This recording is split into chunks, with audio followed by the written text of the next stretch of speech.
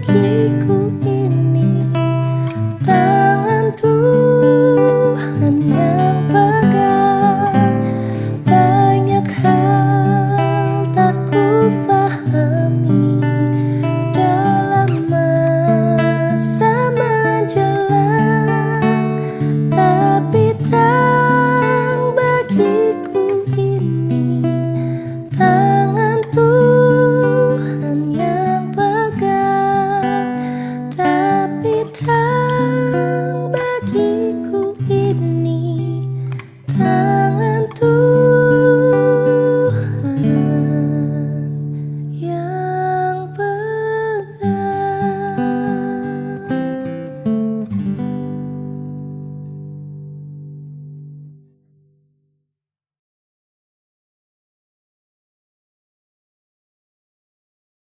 Shalom, selamat sore wanita pilihan Allah GKI Elim, Bapak Ibu yang pada kesempatan ini bisa mendengar acara renungan firman Tuhan, ibadah wanita pilihan Allah Selasa sore. Kita akan bersama-sama mendengar nasihat-nasihat firman Tuhan, tapi sebelumnya mari kita berdoa. Tuhan Yesus, Kepala Gereja, dikuduskanlah namamu, datanglah kerajaanmu, jadilah kehendak-mu. Untuk acara sore hari ini kami katakan acara yang manis, acara yang suci, acara yang kudus karena kehadiranmu. Urapi hamba-mu yang melayani, urapi ibu-ibu, jaga semua kami yang mendengar dengan para malaikat-mu kebungkus dengan darah-mu, dan juga ampuni salah dosa kami, sembunyikan kami di belakang salib-mu. Wahyukan firman-mu Bapa, dalam nama Yesus. Haleluya. Amin. Ibu-ibu yang dikasihi Tuhan, ada 4 nasihat yang akan disampaikan pada sore hari ini. Ibrani pasal yang ke-13 ayat 5, ayat 6, ayat 7, dan ayat 8. Nasihat yang pertama yaitu janganlah kita menjadi hamba uang. Janganlah kita ojo jadi pembantu duit. Ya, di sini yaitu ayat 5 kita baca bersama-sama, demikianlah firman Tuhan. Janganlah kamu menjadi hamba uang, dan cukupkanlah dirimu dengan apa yang ada padamu. Karena Allah telah berfirman, Aku sekali-kali tidak akan membiarkan engkau, dan Aku sekali-kali tidak akan meninggalkan engkau. Ini urusannya dengan uang. Di tengah-tengah musim pandemi ini, Tuhan berkata, Aku sekali-kali tidak akan meninggalkan engkau. Ya, memang hari-hari ini memang kita manfaatkan situasi yang ada ini untuk uang itu kita berhemat. Kita diberi kesempatan justru untuk belajar hemat. Ibu-ibu kan sekarang nggak usah beli masakan di luar, bisa masak sendiri. Dan saya percaya ibu-ibu itu jagonya masak. Nasi tahu kah, rendang kah, gandul kah, dari Kalimulyo itu juara-juara kalau masak nasi gandul. Apalagi kalau yang muda-muda yang baru berumah tangga bisa melihat menunya di internet. Kalau orang-orang tua itu modelnya menunya, caranya naruh menu itu model plang-plung, dan rasanya yang tua tidak kalah sedapnya. Ayo berlomba masak, higienis, sehat, tidak apa-apa. Ya, kalau tadi dikatakan kalau uang itu sudah memperbudak seseorang. Wah, hari-hari ini kan yang sedang viral itu semakin banyak orang membutuhkan gas, dinaikkan harganya. Kalau mau ya sekian. Nah, itu yang jual itu. Ingat pada waktu itu masker itu satu dus berapa ratus ribu. Wah, peluang ini. Ada lagi beberapa perusahaan yang kaitannya dengan obat-obatan sedang diserang di mana-mana. Wah, kesempatan mengumpulkan uang sebanyak-banyaknya. Tentu kita wanita pilihan Allah tidak begitu ya. Sudah dikatakan tadi untuk belajar berhemat.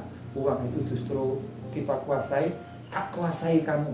Tidak usah belanja ke mall, mallnya baru tutup. Tidak usah ke pasar-pasar.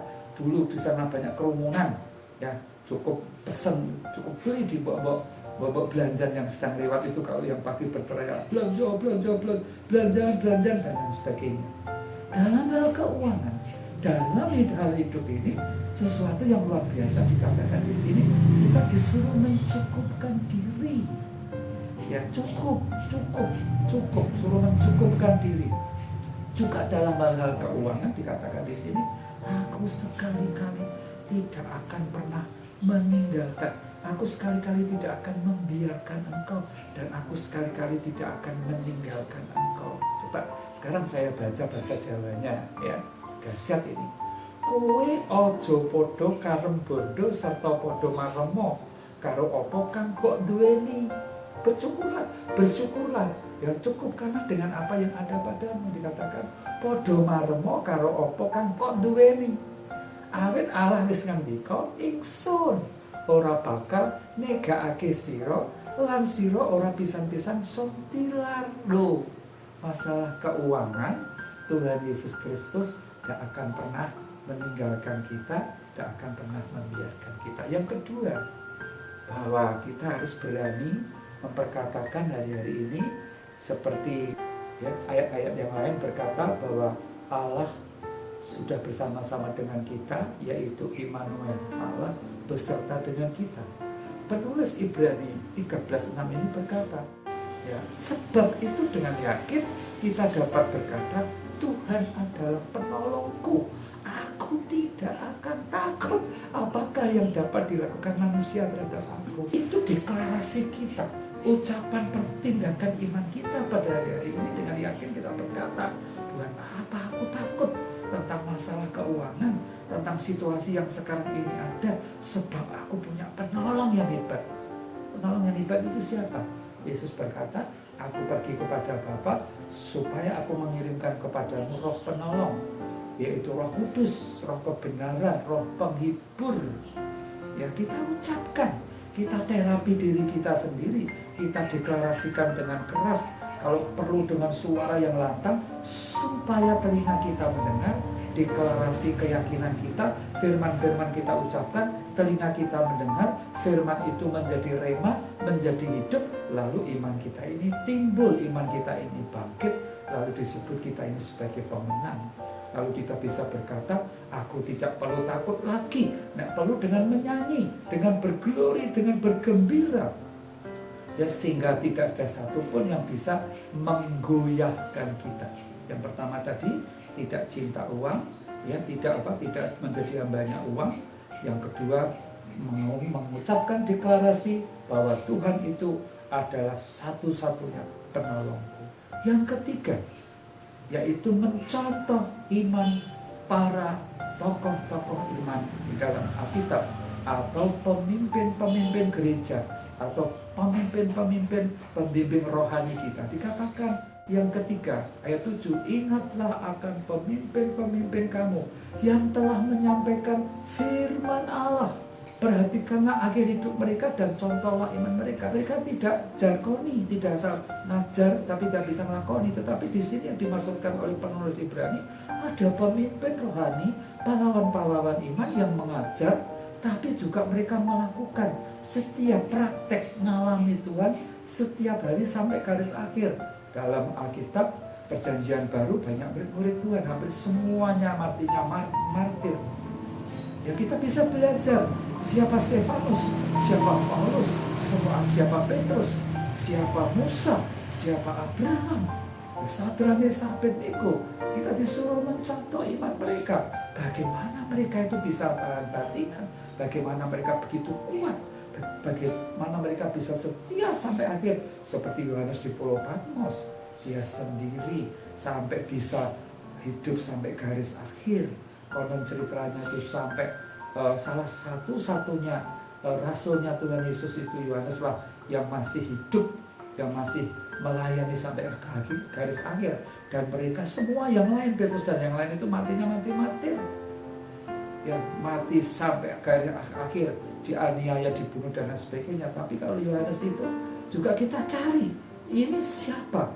Apa yang membuat hamba-hamba Tuhan, pahlawan-pahlawan ini tadi maksudnya itu suruh memperhatikan, suruh menggali lebih banyak lagi. Kenapa mereka kuat?